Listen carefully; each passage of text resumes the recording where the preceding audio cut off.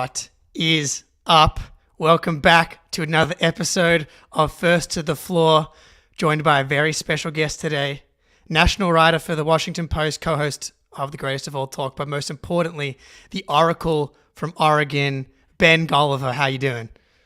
I'm doing well, guys, and I'm the special guest, but I have another special guest for you. Are you ready for this?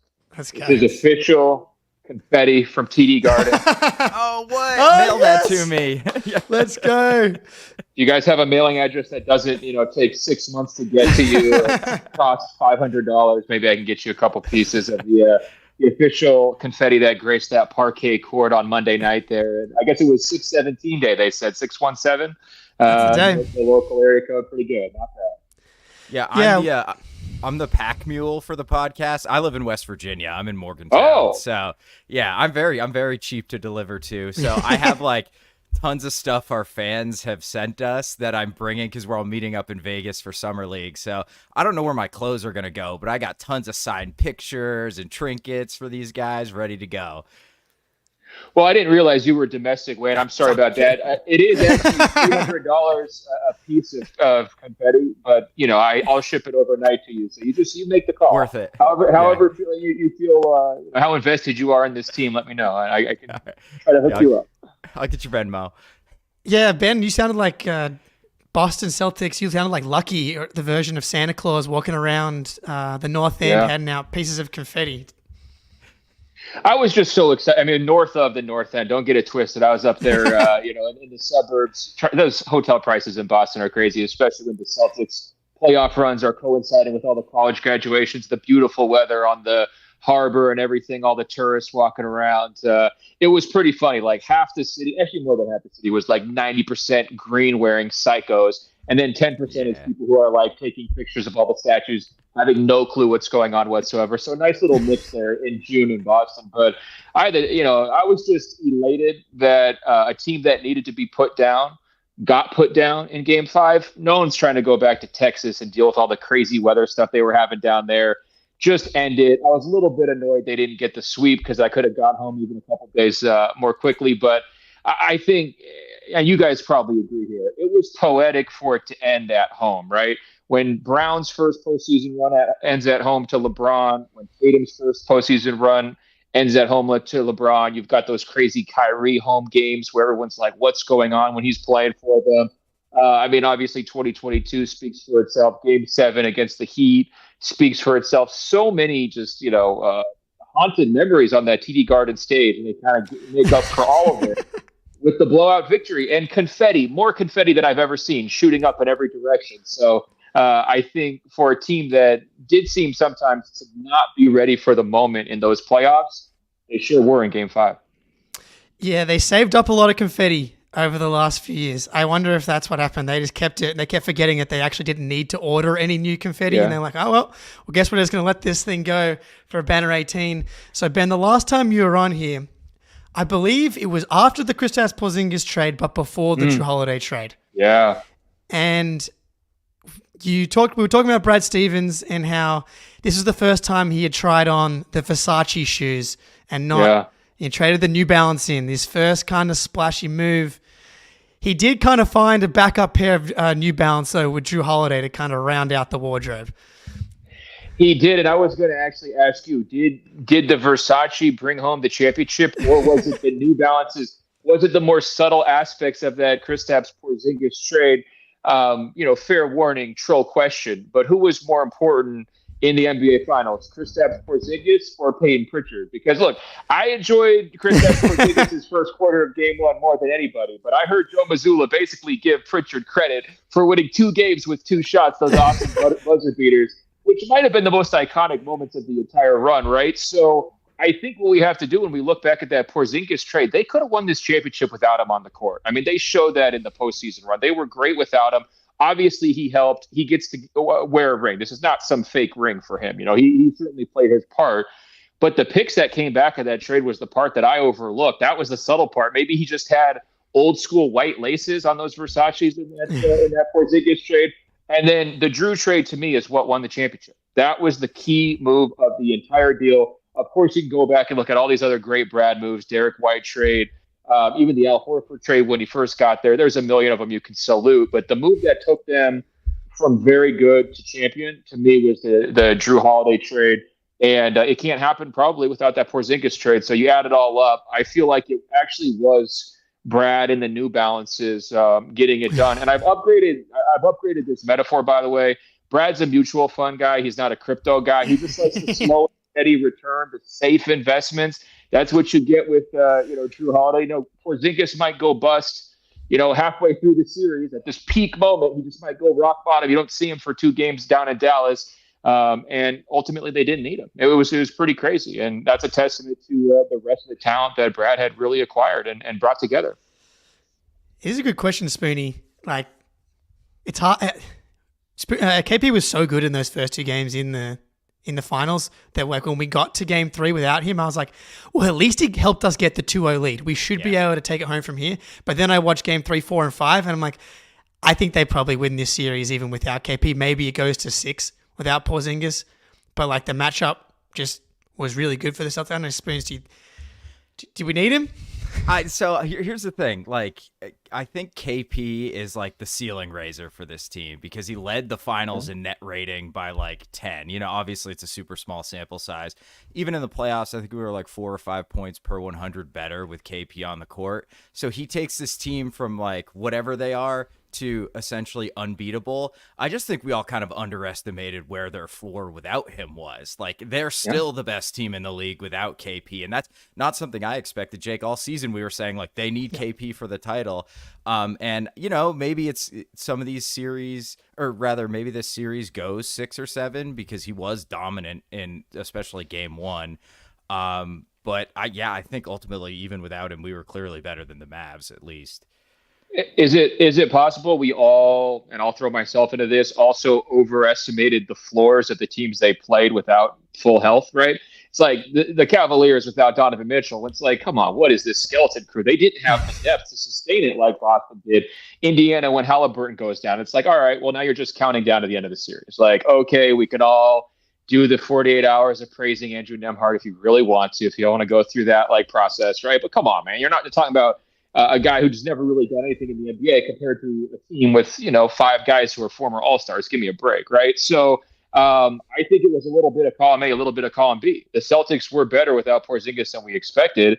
And I think a lot of the competition they wound up facing when they got to the postseason and had to deal with the grind of multiple rounds kind of fell to pieces, and their baseline wound up being lower than I would have expected, right? Yeah, and this is probably where we're most aligned, Ben, is your love for Brad Stevens and our love for Brad, Celtics fans for Brad Stevens, and that goes all the way back to the bubble. And what's your favorite Brad trade? Well, this is a great question because we've talked a lot about the different. Every trade has been excellent. The only move that was not like Jake sounds like a dad who doesn't want to like insult any of his kids right now. He's like tap dancing around here. Well. The 2 biggest, it is really hard because, Derek White, Al Horford, and Drew Holiday are they're just so unassailable. I feel like you got to go at the beginning, though, because, the roster was in a dark place, kind of, after the 2021 season. Daniel Tice and Tristan Thompson were starting together. That's the thing that happened, and Jayson Tatum still led a top 10 offense in that regular season, by the way. But Al Horford for Kemba Walker, that kind of reset the era and allowed them to kind of get back on the right track. I got to go back with Al. I know Spoonie. Tough. I think one of the underrated things about the Al trade was that he actually sent a pick out, and it's like, oh, it's not Danny anymore. We're actually going to pay with picks to get stuff. I think if just from a pure value standpoint, the KP trade is just incredible. Getting 2 first-round picks and an all-star for essentially just Marcus Smart is well, this guy's a wizard. He might be the best GM in basketball after being one of the best coaches. So I'd probably take the KP trade, even though it was the least important to the actual finals. But I think it was the best trade, if that makes sense. No, it's a good take, man. One thing I've always said, to judge the best GM, see which ones circle like sharks when guys get their first jobs, right? So Michael Winger for Washington gets his first job. Who's on the other end of the phone saying, hey, Porzingis, I've heard he has a lot of injury issues, wants a big contract. I know you want to go a different direction. I could probably take him off your hands for a couple first-round picks, right? Same thing kind of going on in Portland. It wasn't Joe Cronin's first move, but I mean, he has been, kind of a slow start there in Portland, snagging Drew Holiday again. Oh, veteran point guard. He doesn't really make sense for you, sneaking in there, grabbing him again. It's just the shark swirling the new GM. So let that be a lesson to all first-time GMs. If Brad calls, man, be careful now. Be careful. Tread lightly. You don't want to trade with Pat Riley. You don't want to embarrass yourself in front of the rest of the NBA. Trade him to the Boston Celtics. We'll give you Robert Williams, who's never injured, and Malcolm Brogdon, who's never injured, and it'll be totally fine. One of the underrated moves, not a trade though, not firing Joe Mazzulla after last year, because I do think you look at what's going on in, different situations. Detroit literally won less games than the Celtics won in the playoffs, but they fire Monty Williams after giving him the biggest coaching contract in history. The Lakers, the Suns. Vogel literally won a title 3 years ago. Joe Mazzulla loses to Miami. Really the only series the Celtics lost in this era that they really, really should have won. Could have easily made an argument for a guy that had its ups and downs in the season to fire him. Does not fire him. And I got a little clip here. Joe Mazzulla is just, a national treasure. Oh, well, he's at least a Massachusetts treasure at this point. but people are coming around. Was your dream to be a Celtics head coach, or was that something that was unfathomable at the time? So we had a prayer board that my wife and I put up, and it was only it was the Celtics. It was be a head coach for the Celtics. We were very, very, very specific. I actually had this vision board that a friend of mine worked on. And the 3 things on there were the Larry O'Brien trophy, the Celtics logo, and then a picture of Brad, because I wanted to work for Brad. I wanted to work for the Celtics, and I wanted to win a championship with the tutelage of Brad. Just an insane thing to have. He had that vision board for 10 years with those 3 things on the board. So he's not that different to me, really. I pretty much have the same vision board in my house. But Spoonie, yeah, I'll let you ask. Yeah, go ahead. Yeah, on Joe, Ben. So, Joe obviously is kind of psychotic. I'm a big Joe guy. I absolutely love him. I'm also a WVU alumni.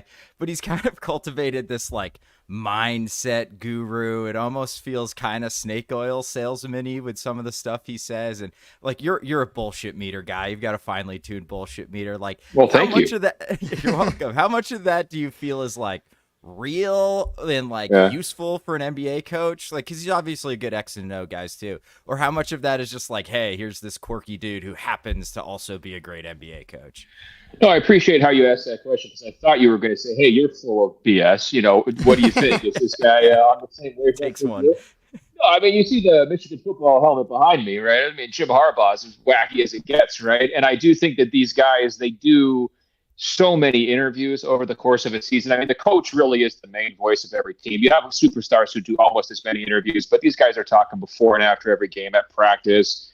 I think they just lean into the bit a little bit. That's really kind of what I got from Joe. I think it's genuine stuff that he likes to play up in certain moments. And you saw it in the finals when he, stops the entire press room by saying, well, how many of those guys are Christian coaches, right? He has his principles and he just unfurls them, and he's fearless. He doesn't really care about the backlash. He does like to go back and forth with reporters, and I felt like he really settled into his own in year 2. I think that's a major theme from this Celtics group. A lot more comfortable and confident on the stage this year, and he was certainly that way. I thought there was times he looked like a rookie coach when he was a rookie coach, and it was it just really didn't feel good either on the court or in the press room. It's almost like you wanted him to get some media training. In terms of the decision to keep him, though, I do think that's an underrated Brad decision. And I think, have you heard this whole deal on Twitter now? Everybody says, I've got my guys, for the draft. Oh, these are my guys. I think Brad is very much a my guys type of person. I think he looks at Joe, and keep in mind, Brad, he comes from small town Indiana. I went to the Indiana High School Basketball Hall of Fame. They got some incredibly dorky pictures of Brad in that place, man. And he looks great when he's 16, 17 years old, posing with the basketball on his hip, just having a great time. But he's a self-made guy who is obsessed with the game, who thought it on a different level, who was just flat out smarter than just about everybody else, right? And that's how he rose his way up to be the coach of the Celtics in the first place when he's in his mid-30s and ultimately president of the Celtics. So what he is stuck in this scenario of Ime, what do we do here? I think he looks at Mazzulla and says, well, I could handle it when I was in my mid-30s. Joe's just as psychotic and addicted to basketball as I am. I trust that this guy can handle it. It might be a little bumpy, but I'm not going to bail on him. And that's a major theme of Brad's entire tenure. He's stuck with Jayson. He's stuck with Jaylen. He's stuck with Joe, right? Like, those were his guys. That's kind of who he built this entire thing around. He changed the other pieces to accentuate those players, but he showed a lot of loyalty along the way. Yeah, I think we're all Mazzulla converts at this point, and I'm someone who just done a ton of meditation, mindset, therapy stuff. Like, you can tell Mazzulla's gone through a lot of that stuff and uses a lot of the same verbiage, and the way that the rest of the players started sounding like Joe was like I was really started to buy in. And I never really actually buy that the players started tuning Brad out. I think Brad got tired, and I think that roster was bad. That's why they were bad in 2021. Everyone got injured. As I said, Tristan Thompson, Daniel Tice were starting in the front court together. That's the thing that happened. But they often, like, Jayson and Jaylen are very coachable. Jayson used to say a ton of Bradisms. Never get too high, never get too low was like Tatum's thing. And now this year, Derek White maybe being the number one guy that I think that benefited from Joe Mazzulla's kind of mindset therapy type approach in like building that level of confidence, and that just kind of filtered throughout the team. So I'm a believer in the mindset thing. Unsurprising, I've been drowning myself in green beer the last. Well, hey, don't forget about Jrue Holiday. I mean, that story that Joe told during, when we were down in Dallas about how he knew Jrue Holiday from a prayer app that they were both on. They had like read each other's prayers before he ever coached him. It's like, and he's like, I already knew Drew's heart before he came to the team. It's like, whoa, you don't hear that kind of stuff very often in the NBA, and it seemed completely genuine, right? So it's another example of a guy I think he really formed a bond with. The message discipline after the Game 4 loss, though, when Mazzulla comes out and doesn't want to say a single negative thing about his team, it wants to be all about praising the Mavericks, and then each player individually comes out and says the exact same thing. You could tell they had a meeting and like, do not go and say anything negative about how we played because the media will seize on it. And we're going to have to deal with this for 2 days about how we're chokers going back to Boston. We can't get it done. And it really felt like he went against the stereotype of him, which is this ultra intense, crazy guy who loves the killer whales and, the combat sports and all that kind of stuff. But the message before Game 5 was, chill out, man. Relax. It's fun. This isn't the end of the world if we lose. We're all sitting here in the NBA Finals thing. It's not the end of the world if you lose Game 5 at home. What are you guys talking about? But I think he was just playing that reverse mind game jinx a little bit, getting his guys to loosen up and chill out. And pretty much everybody besides Tatum did. That guy's the most nervous superstar I've ever seen in my life on the big stage. But by the end of it, once Pritchard hit the shot, the crowd was feeling good. Tatum had his moment there in the fourth quarter, so even he kind of relaxed and settled in. But I think he had a really good pulse on his team in the pressure moments, and he knew when to zag, right? Because he could have come in after Game 4 and read those guys the riot act. What the heck was that? That's the most embarrassing game of the season, biggest loss of the year. He didn't do it. He went completely the other way. That's a sign of a good coach, and that really gained my respect. All right. As a self-proclaimed win connoisseur, Ben Golliver, is there? I know you joke a little. You like to go back and forth on the Celtics on the pod, which is well deserved, and finally they've been able to do it. And I always reached out on the emails and was like, Ben, the Celtics are everything that you love about basketball, two-way. You're a big Spurs guy, like they do everything the right way. But I always knew that in the back of my mind it was. They hadn't really, you can't be a win connoisseur if you haven't actually won the thing. Now that they've finally won the thing, outside of Brad Stevens, obviously, is there anyone in particular that you're especially happy for on this Celtics team? Well, first of all, you guys also know you're incredibly annoying, right? Like, that's a big part of this deal. Like, come on. I mean, you probably have been wearing green every single day since Monday. Am I right? That's right. Did you get married recently this past year? Is that right? Correct. Did she listen to the show or listen in or anything? Oh, yeah. No? Oh, she knows. I've got a take from her actually later on here. Oh, I was hoping we could speak honestly. What was better, wedding night or Monday night? And keep it real. Keep it real. Don't lie, because everybody will say wedding. Everyone's going to go wedding, and I know you want to go wedding, but don't lie to me and Spooner, all right?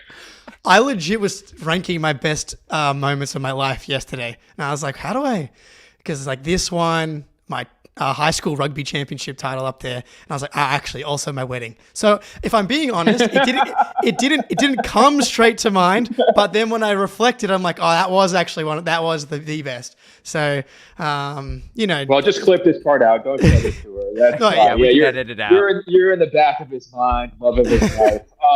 In terms of who I felt best, I mean, Brad, of course.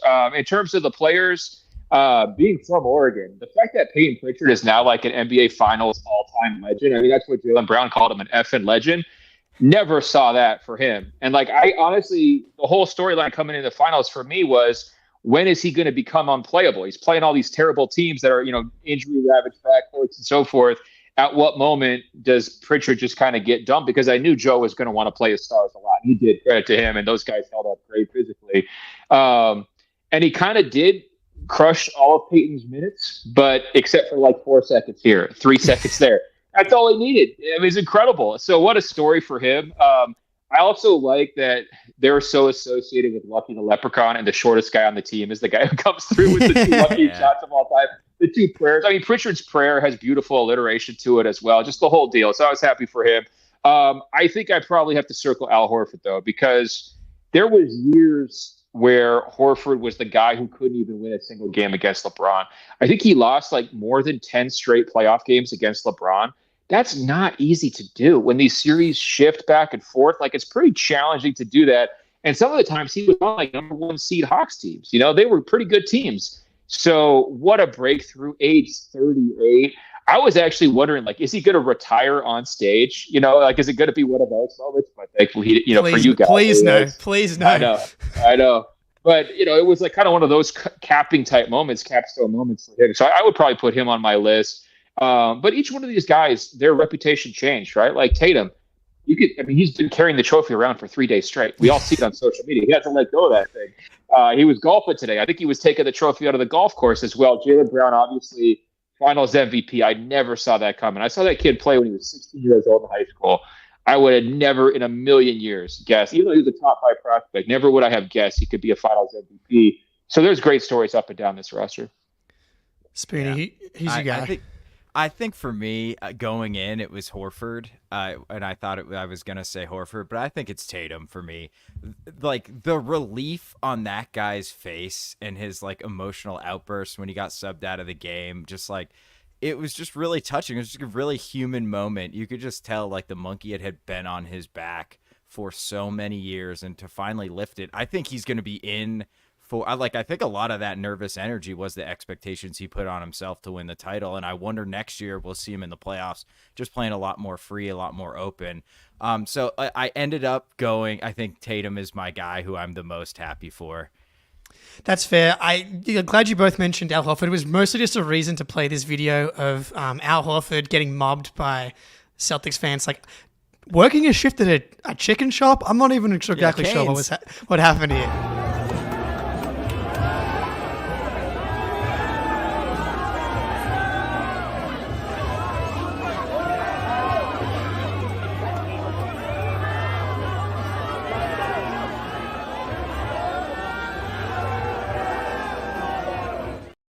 Dude, only in Boston, man.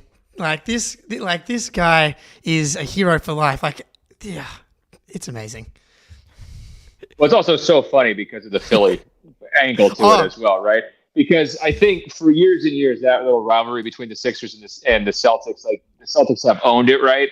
But they never had like the final thing to kind of put it over the top. And to know that Philly had him, completely misused him, made him look like he was done. And 5 years later, he wins the championship, playing huge. I mean, he played gigantic minutes in that Game 3 win to bring it home. It's wild.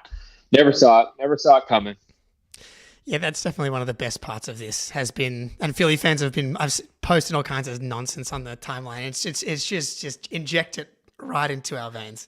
It's perfect. Yeah, it's been beautiful, man. Hey, we should probably jump into the ad read real quick, Jake. Yeah. Actually, are you live reading this bad boy? I have to do a live read. Yeah, let's go. Bear with me. Here we go. That's right. Prize Picks is America's #1 daily sports app with over 5 million active members. All you do is pick more or less on 2 to 6 player stat projections. You can win up to 100 times your money on Prize Picks with as little as 4 correct picks. You can turn $10 into $1,000. With the finals over, the hoops action doesn't stop on Prize Picks. Women's basketball is heating up with stars like Caitlin Clark and Angel Reese looking to make names for themselves alongside greats like Brianna Stewart and Aja Wilson. You could win up to 100 times your catch watching them ball out. Prize Picks is available in more than 30 states across the country, including California, Texas, and Georgia. Now, you couldn't pick more on Peyton Pritchard buzzer beaters, but you could on Derek White blocks, and that's how I dominated Spoonie and Ben throughout the playoffs and made my first $10 deposit and received a $10 instant bonus. If you have the skills, you can play for a shot at turning your $10 into $1,000. Download the Prize Picks app today and use code CLNS for a first deposit match up to $100. That's code CLNS on Prize Picks for a deposit match up to $100. Pick more, pick less. It's that easy. That was absolutely flawless, Jake. So, Ben, I wanted to ask you how you feel about Luka Doncic after that series, because obviously going in, that's like the primary thing as a Celtics fan you're concerned about. But when I think about like how afraid of Giannis I was in that 22 series where he basically Supermaned it for 7 games. And after the first 2 games, and really after game 1, I was like, we got this dude. I think we have him pretty figured out, and we have the bodies to throw at him. Luka's obviously still only 25. Like, did this change your perception of him as a player at all? Maybe his ceiling, especially defensively, he was pretty bad. Well, I would say I got to see the Western Conference Finals in full. The Eastern Conference Finals, not a lot to write home about there, guys. I think this postseason run elevated my opinion of him big time. I mean, maybe more so Western Conference Finals compared to Finals. But I think what you really saw in the Finals was not Luka getting exposed. It was his teammates getting exposed, right? Did Kyrie play in the series? I saw a lot of press conferences from him. I saw an awful lot of soul searching about the Boston fans from him.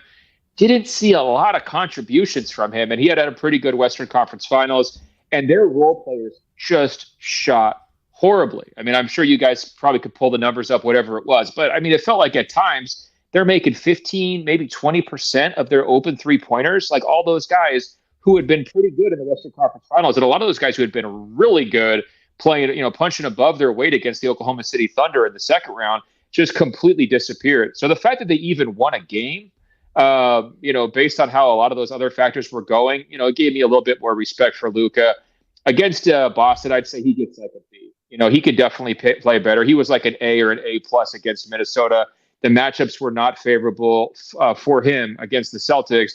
And I would just say, you guys, like Giannis has probably been a tougher matchup for this version of the team compared to Luka. You just had so many bodies you could rotate on him. You could switch a lot of people on. And you really won the mind game early in that series by not doubling him because he's so used to getting all that attention.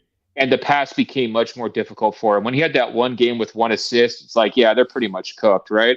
And by the end of the series, I knew there was going to be an adjustment. I knew they were going to eventually show a little bit more attention to Luka and make some of those role guys step up and hit shots. And by game 5, I mean, other than Green shooting those threes over Porzingis, like there was nobody you were afraid of, right? Like every single one of those guys, they're lining up a 3. You're like, whatever, just double it out of Luka's hands. You're going to be fine. So, to me, Luka's in this conversation for best player in the world. He's probably number 3 to me right now, behind Jokic, behind Giannis. But this was not the crowning achievement some people thought. Yeah, I'm not there. Like, I know he was great he was really only great in the Timberwolves series. And I talk about the injury. Okay, let me push back on this. You switch Tatum and Luka, it's a sweep for Boston. You switch Brown and Luka. Disagree, because so much of Boston's offensive success was predicated on attacking Luka, and like without that hole, I don't. Who's creating anything for Dallas without Luka? I mean, if you put Tatum in that role, come on, no. Jayson Tatum, he's good. He's putting D White in the post.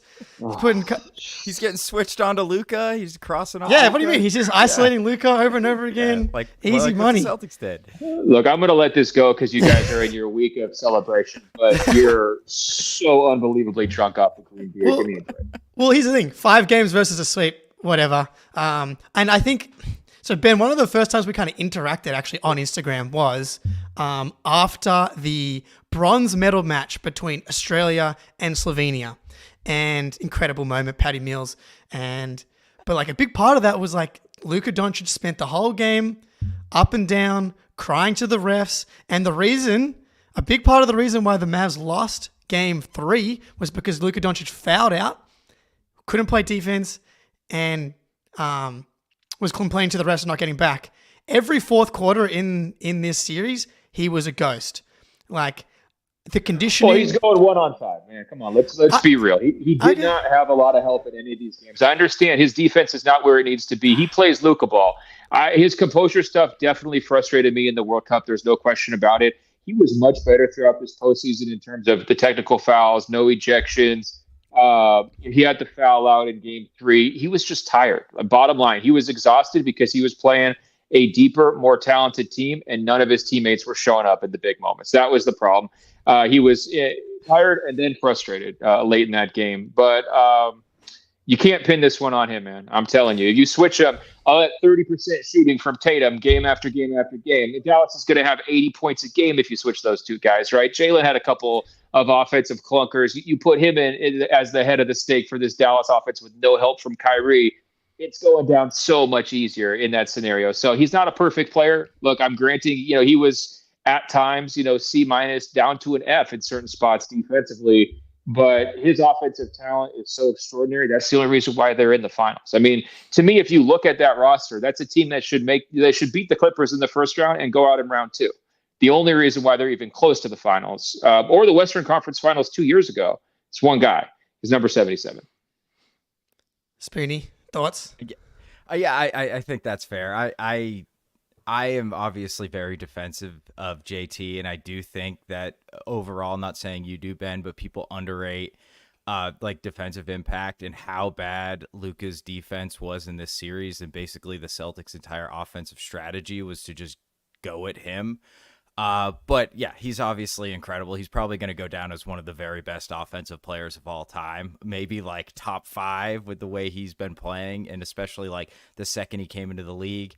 So I like, it's hard for me to get there as far as like, if you swap those guys, the Celtics would get better. Maybe we'll luckily never have to see that. Yeah. Well, here's my thing though. Like, what won the series? Boston's defense, right? Is Dallas's lack of offense is what dictated this series, right?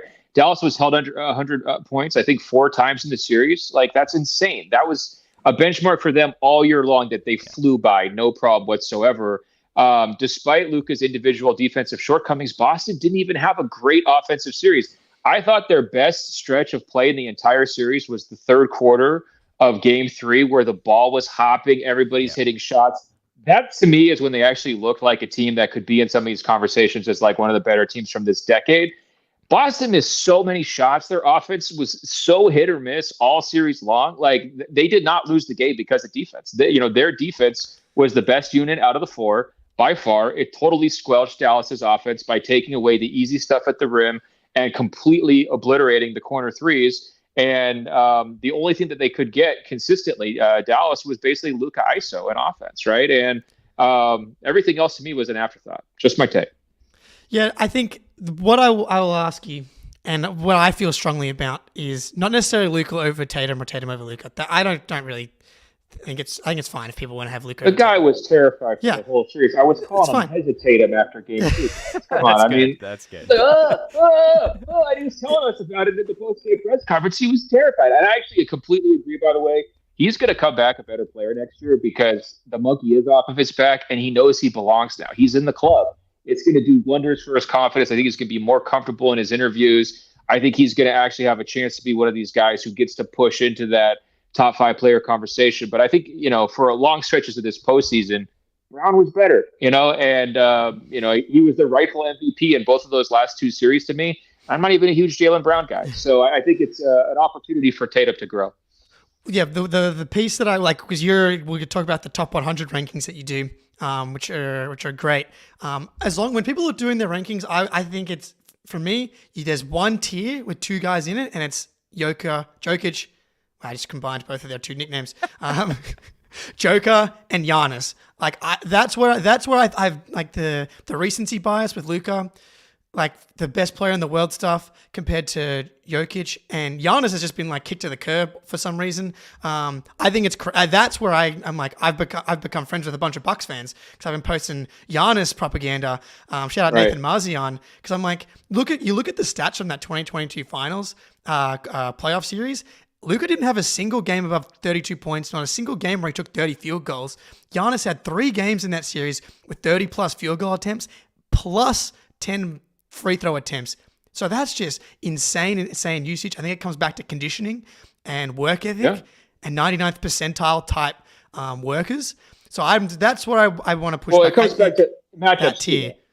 Sure. I mean, matchups coming into this series, we said if you were Luka Doncic, which team in the league would you want to play the least? It's the Boston Celtics. I mean, they got how many perimeter guys are they wearing down? I don't think it was a coincidence, by the way, that all these other guards kept getting injured in the middle of the series against the Celtics, right? It's like, yeah, good luck trying to dribble the ball up the court every single possession against Drew Holiday and Jaylen Brown and everything else. And you even saw it with Dallas. They were didn't Maxi Kleber dribble the ball up the court one time because they were trying to keep the ball out of Luka's hands because he was facing so much pressure? So, again, that's why I go back to, credit the excellent defense. To me, Luka's probably third. Like I was saying earlier, I don't want to give away the whole list. I'll definitely be thinking about it. There's very few players, though, who are as productive as he is, and he absolutely destroyed a really, really good Minnesota team in the Western Conference Finals and just humbled them and made them, stun them. They thought they were going to the finals. Like, they had that feeling about them coming off that Denver series, and Luka just basically single-handedly punked them. So I definitely think he ran out of gas in the finals, but I think Boston gets a lot of credit for that. And, when you're looking forward, like the interesting conversation I saw bubbling up recently was like Tatum versus Embiid, as people were bringing that up. And I was like, Tatum has been better than Embiid since the bubble. What are we talking about? How is this a thing? And I'm not even the world's biggest Tatum guy, but swept him out of the bubble. Embiid has never done anything in the playoffs. We joke about Tatum being hesitant in the finals. At least he's in the finals. At least he's been in the conference finals like 5 times already, maybe 6. I can't remember. You guys would know the numbers better than me.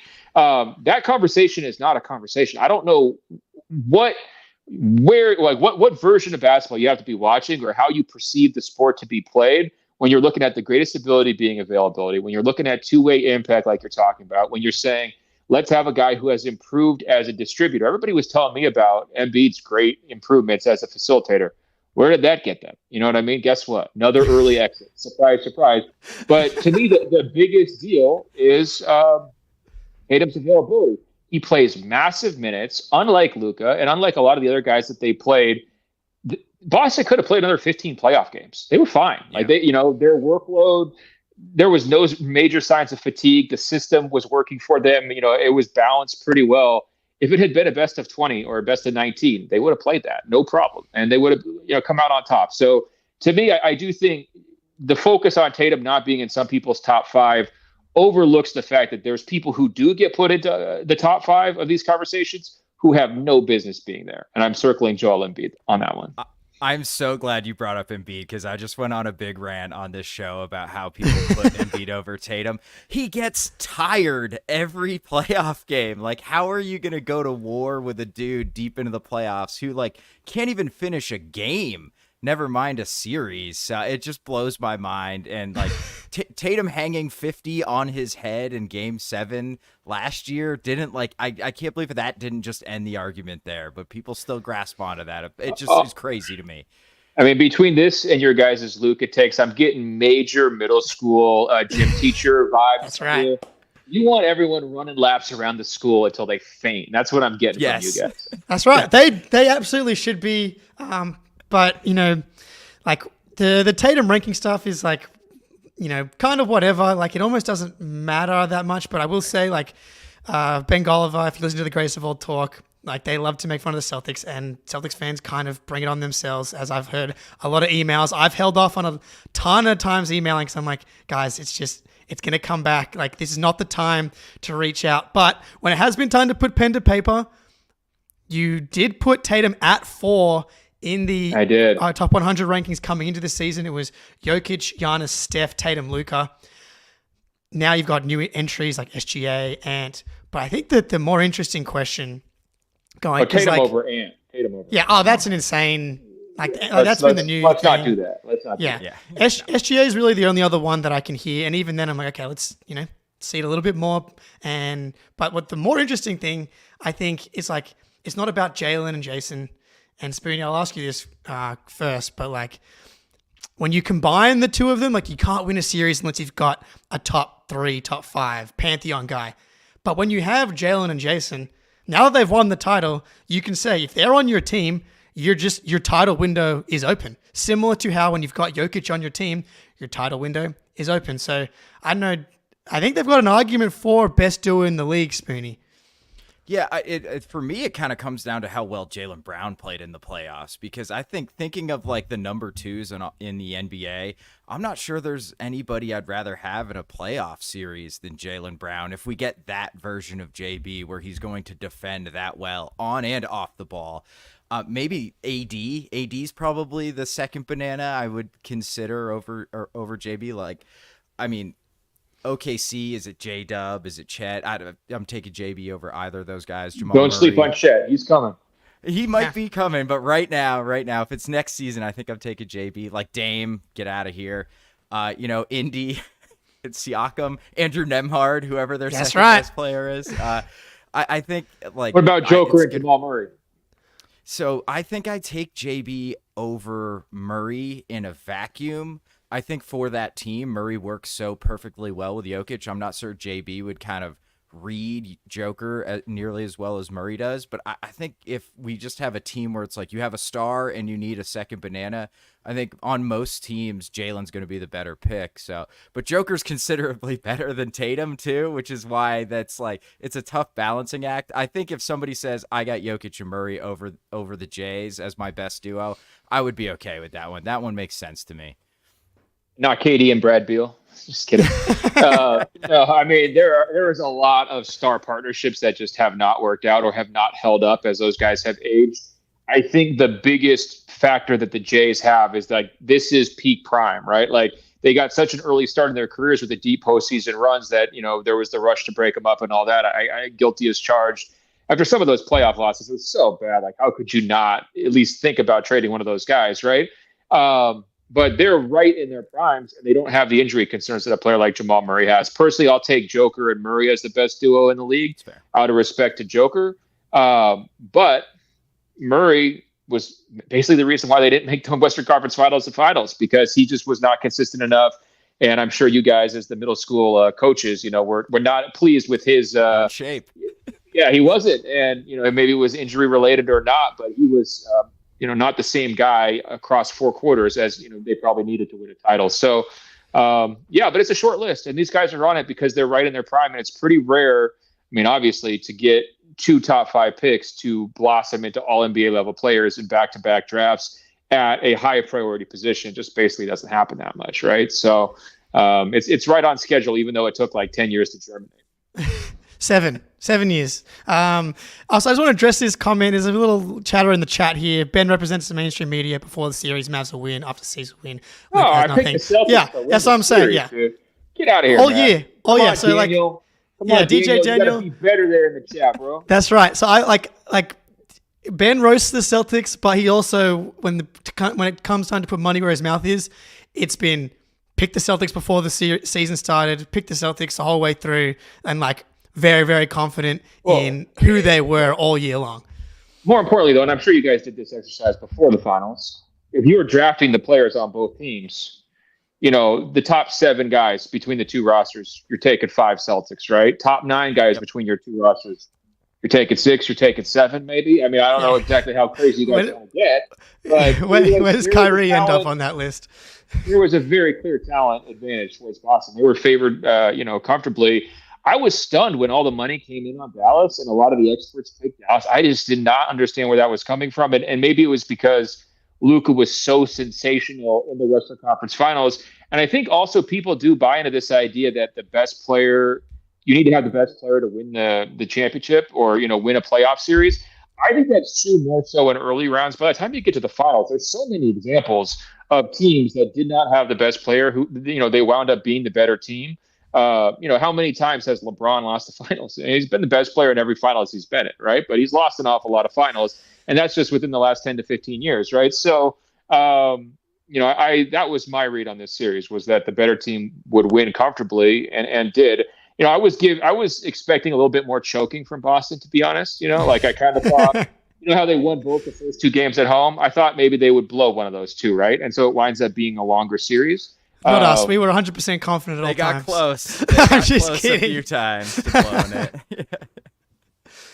But yeah, so I just wanted to address the chat, because you're right, Ben. There was a ton of national media that did pick the Mavericks. ESPN famously had more people pick the Mavericks than the Celtics. Celtics fans are more aware than anyone. I do think we'll go back to the duo thing in a second. I think it became this monster, confirmation bias thing, where it's if you believed what you believed about the Celtics going into the season, they gave you kind of just enough to never fully believe, I guess. They choked, well, but look, it's they weren't allowed to lose games. So every time they lost, they're see, they're actually bad.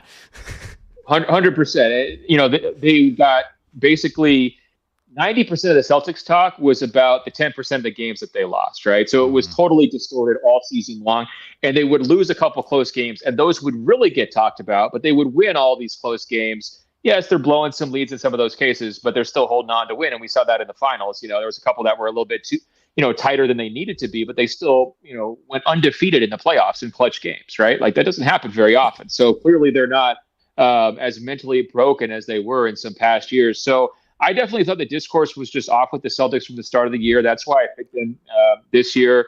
I think there's also this idea that close doesn't count, unless it's horseshoes or hand grenades. And I think that we're in an era of parity in the NBA. I have 6 different champions the last 6 years. Close actually does count. You can learn from becoming close, right? You can figure out what are your weaknesses and go out and get a Drew Holiday to fill in those spots, right? Put Pritchard in key moments when you really need a basket, right? You can get these lessons as you're going. And I think that's, Boston's evidence of that. And I think that some people will look at close and say, well, you're doomed forever if you're close and you fail multiple times, right? And it's just very hard to wrap your mind around the idea that, a team can break through. Denver went through the same deal, by the way, last year. Everybody said they're not going to be able to win a championship. Jokic can't win a championship. As soon as they won, everyone's like, oh, yeah, they were the best team all year long. Well, come on. Well, what are we talking about here? So I think it's just an important lesson for people who are prognosticating, including myself. It's a reminder to myself going forward. If you got some teams like Luka, for example, he's been close twice now, right? You fast forward 2 years, he gets a couple more talented pieces around him.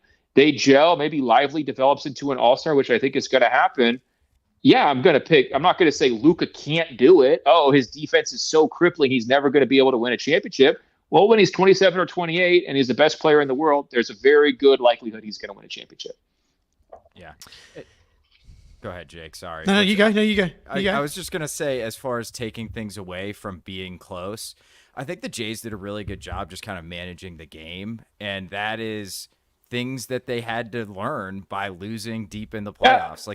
They were both under 3 turnovers for this entire playoff run. And the way Miami tried to defend the Jays like they did last year, and Tatum just completely picked them apart. Same with Jaylen Brown. I can't really remember, many times where JB got his handle picked when he was driving into traffic. He just doesn't do it anymore. And it's those things, it's hard to prove the existence of a negative.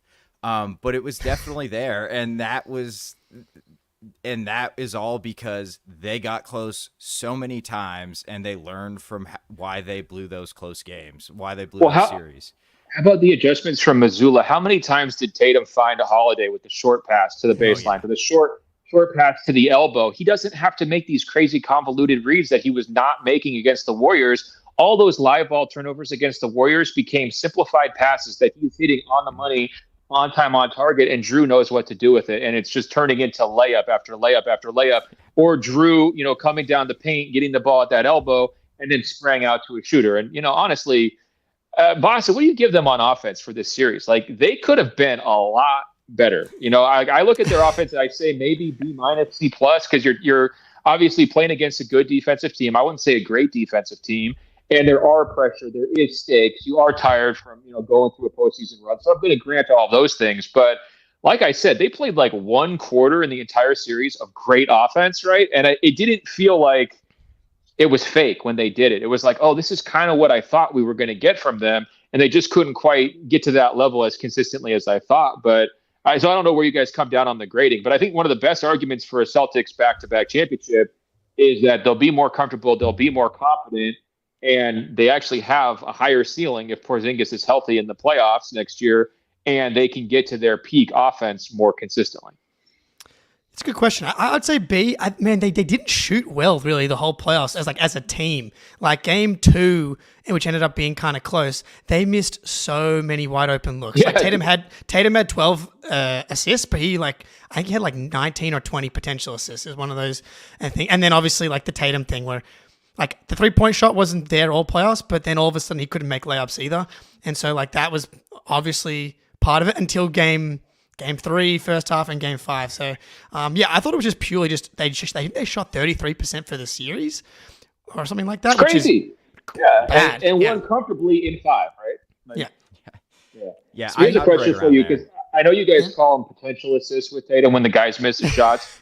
So when he misses a shot, do you call it a potential field goal or what? Or what are we?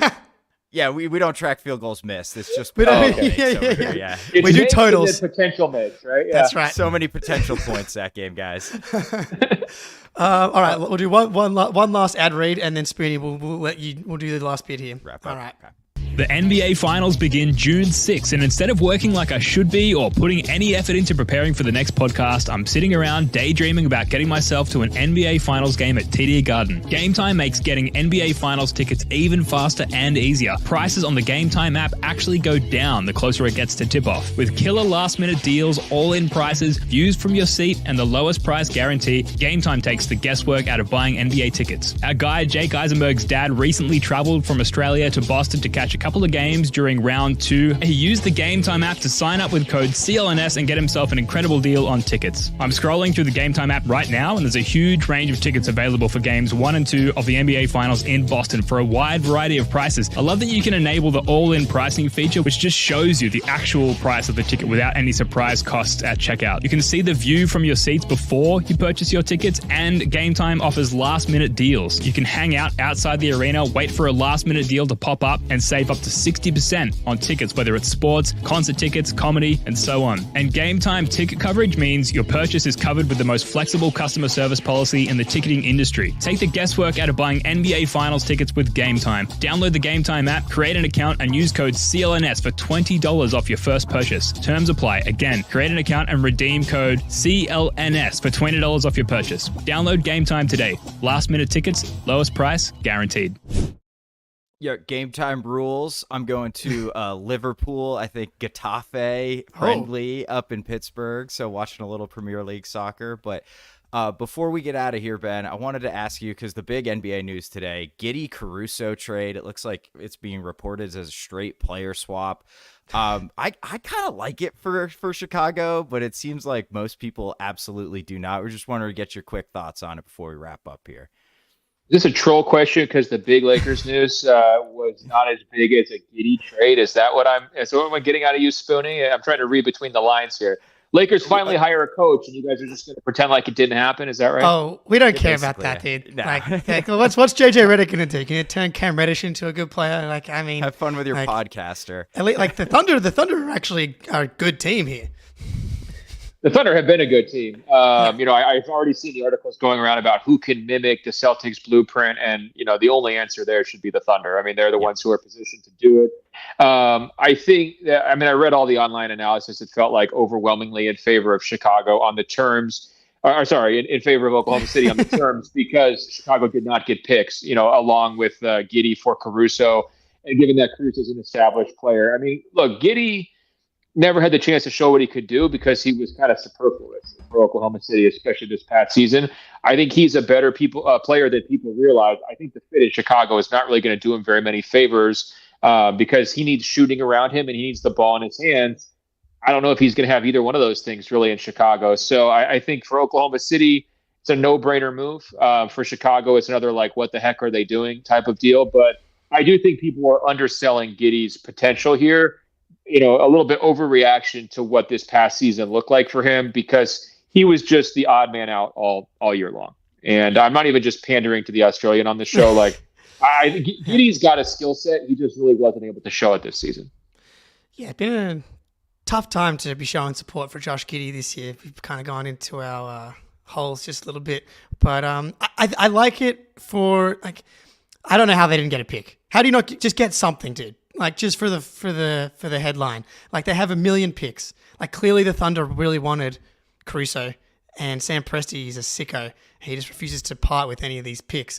But well, he's negotiating from strength, right? Like, he doesn't need Caruso. He's like, well, Arturas, I know, maybe we could do this, but I already have Lou Dort.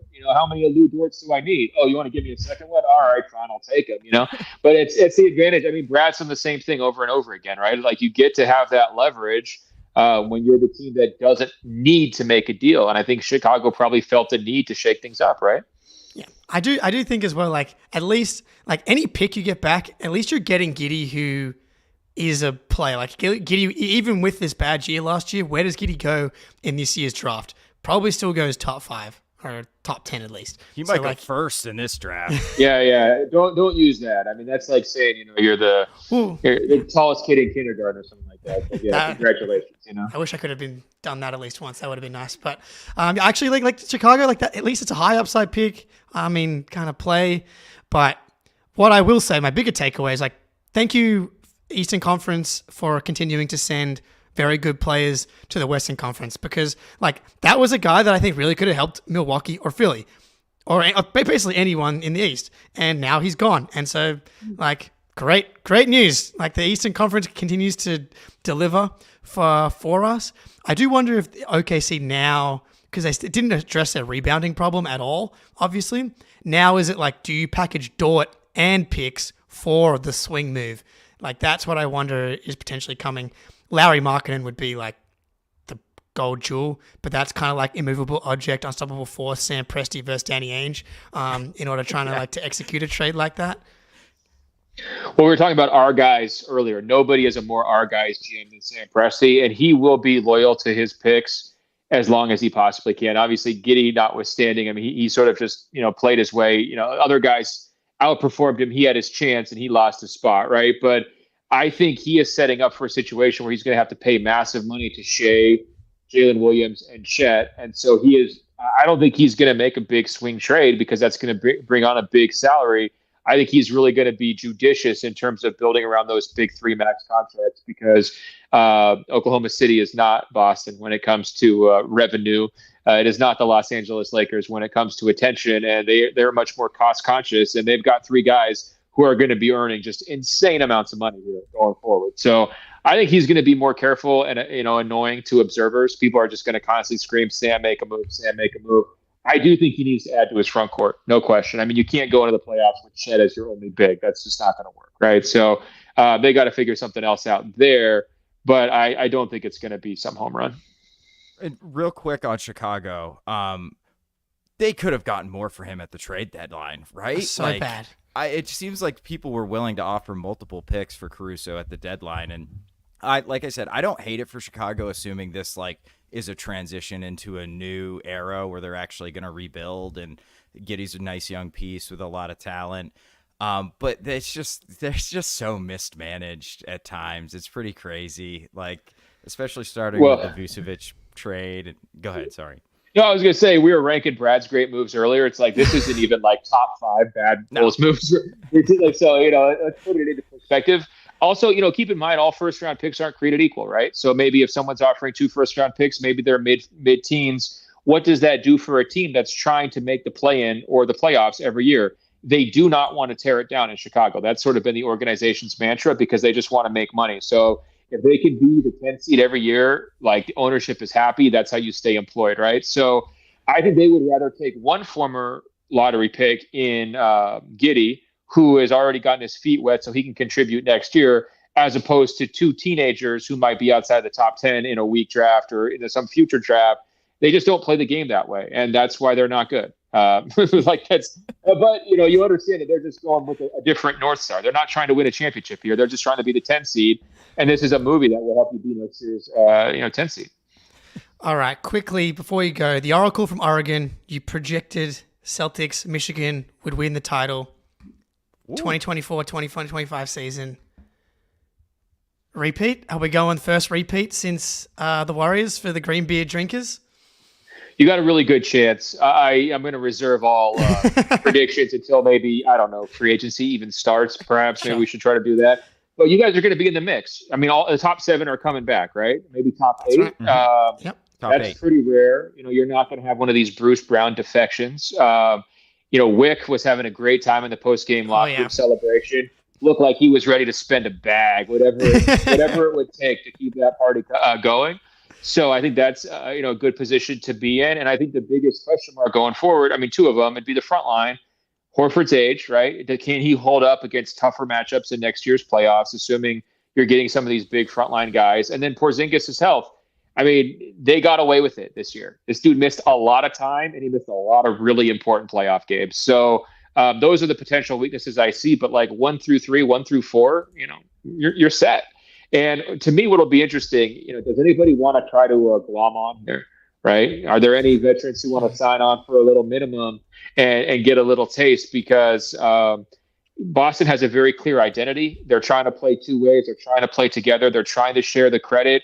It worked out really well for some vets this year. Drew Holiday, I imagine, would have some pretty good things to say on a recruiting call to prospective free agents about how things went. Ditto for Al Horford. The list goes on. They answered the questions. There's no more stigma now about they can't do it. To me, this is sort of like peak attractiveness if you're trying to bring in veteran minimum guys for the Celtics at any point here in the last 10 to 12 years. So, we'll see if that plays in their favor or if they just try to continue to develop some of the guys they've already got. That's kind of a choice for them. But I would get greedy if I was Brad. I'd be calling all these guys and saying, hey, it worked for Drew, it worked for Al. Let's get you a ring before you retire. You're Robert Covington. Come on down, buddy. Yeah, we got some minutes for you. There you go. Yeah, who can the fellas recruit Team USA? Will LeBron draft Bronny, get LeBron on a minimum? There we go. Which I know is a divisive topic in the chat. No one actually wants LeBron, but I would accept him. But anyway. Oh, you're angling for LeBron. That's how good you're feeling, man. Alive. Oh yeah, man. Let's go. Hating on Luka, trying to poach LeBron from Los Angeles. Trust me, man. I came home with 72 degrees and sunny. LeBron's not going anywhere. They just hired his They just hired his to coach. I mean, where's he going? True. Facts. I know. What are they going to do? Are they going to do mind the game episodes in between losses to the Boston Celtics? Yeah, I don't know. Ben, like, you've been way too generous with your time. You're, basketball junkie. You've been there every step of the way from the bubble. I remembered you actually there for the FIBA World Cup when it was Marcus, Kemba, Jaylen, and Jayson, I think, as well. Like, you've kind of been there. Yeah, Tokyo I was there as well, Tokyo, which was honestly more depressing. So yeah, I can claim that one. I can't claim the 2019 one, although I did watch a lot of that tournament and definitely came away thinking these guys are a bunch of losers and never going to win anything. That's maybe why I remember it so vividly, because I remember they got 7th. I went to one of the Canada-USA exhibition games in Australia. Tatum did get injured, and that was why they ended up getting 7th. One of his only injuries. Oh, yeah. Sure, that was it. Sure. That was it. I was nervous in the finals. Go back to the 2019 well, Jake, one thing I did want to tell you, though, before we go. So I was on a plane to Boston from Dallas, and there was a guy with a voice who sounded an awful lot like yours. Okay. And he was a Celtics fan. He was there with his son, and they had flown all the way across the world, I think from Sydney, to watch the game in person. And perfectly on brand, he had to let every single person, 3 rows in front of him and 3 rows behind him, let him know what he was doing. Here's the full itinerary. We're going to go see Game 5. It's going to be incredible. And I was like, I don't know if this is Jake the person, but this is Jake the spirit. You know what I mean? That's like, correct. Here he is on this flight, just having the time of his life. So, congratulations to him. Congratulations to Spoonie. Obviously, congratulations to you and your wife as well. I'm so glad you guys could top the wedding night and kind of see this journey go out the right way. To shout out my wife, it was her take that you don't need Tatum to be top 3 because Jaylen and Jayson together are top 1. So that was her take. That's a good That's good. Yeah. But yeah, Ben, we'll look, if we see you, you're everywhere. We'll try and buy you a something in Las Vegas when we're there for Summer League. When we're watching Jordan Walsh hopefully win Summer League MVP again. Getting greedy. We're going to take everything we can home. But everybody, if you haven't subscribed to the Greatest of All Talk podcast or the Washington Post. I would highly recommend it. It's excellent content in a world where a lot of the mainstream media is something. And so I personally would highly recommend the Greatest of All Talk podcast. Ben Spoonie, it's been a pleasure as always. Ben, I don't know, is there anything else you want to plug before you get out of here? Careful, we'll be here all night. How about this? So I'll make you guys a deal. When I'll see you in Las Vegas, I'll bring the confetti. You empty your 401ks and we can meet in the middle. Okay, how's that sound? Yeah, deal. Gotcha. That's right. Done. That's right. Yeah. There's That's right. zero. Those game time. Actually, no, those game time ads. We'll give you all that money. Oh, yeah. There we go. Good to go. All right, everybody. Thank you, everybody in the chat. Everybody for listening. Ben Spoonie, we're out. I